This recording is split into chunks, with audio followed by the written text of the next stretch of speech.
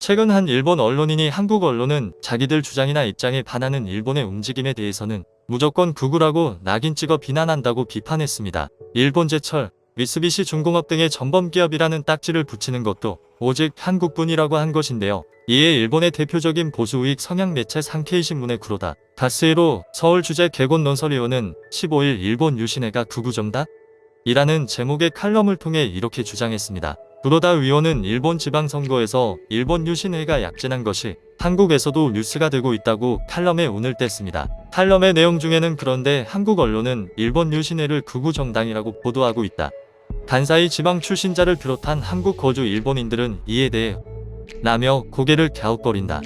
가 있었는데요. 그는 이러한 일본 유신 회극우 프레임은 지금까지도 자주 등장했지만 한국 언론은 최근 각종 선거에서 선전하고 있는 일본 유신 회의 약진이 일본 정계의 우경화를 부추길 것이란 우려가 제기된다라고 비판했다고 전했습니다. 구로다 위원은 그 배경에는 일본 유신회가 헌법 개정에 찬성하고 과거 아시모토 도루가 위안부 문제에서 한국의 주장을 비판한 적이 있기 때문으로 보인다고 해석했습니다. 한국에서 1970년대 박정희 정권 시절 유신헌법, 유신정우회 등 유신이 강권 정치를 상징하는 단어로 쓰였던 점도 영향을 미쳤을 것이라고 했는데요. 그는 한국 언론은 자기들 주장이나 입장에 반하는 일본의 움직임에 대해서는 무조건 극우라고 비난한다.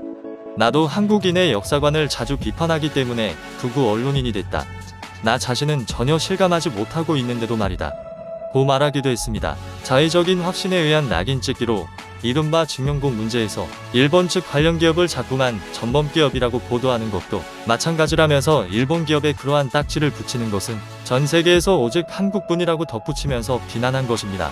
구로다 위원의 칼럼에 대한 일본의 독자 반응은 찬성하는 의견이 압도적으로 많았지만 이 가운데 이념 성향 평가의 상대성 등을 들어 일본 유신회의 지향점을 고려할 때 극우라고 할 수 있다. 그들은 정당 결성 초기부터 우익이었으니 이상할 게 없다는 등 의견도 있었습니다. 30년 이상을 서울 특파원으로 지낸 구로다 위원은 그동안 여러 차례에 걸쳐 한국을 비난해 왔는데요. 지난 2월에는 이제 와서 전범기업이라고?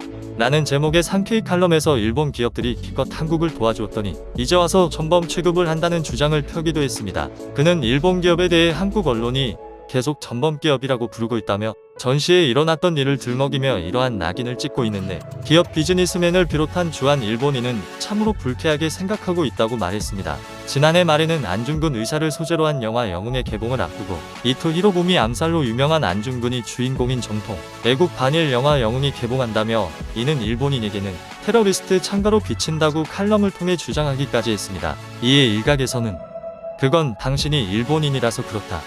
한국에게는 안중근 의사가 영웅이 맞기 때문에 개봉하는 것은 당연한 것이라는 반응도 나왔는데요. 이와 같이 아무리 자신이 일본인이라고 해도 무조건 극단적으로 일반화를 하고 터무니없는 근거를 들어 비판하는 것이 언론인이 할 행동이 맞는지 생각이 됩니다. 감사합니다.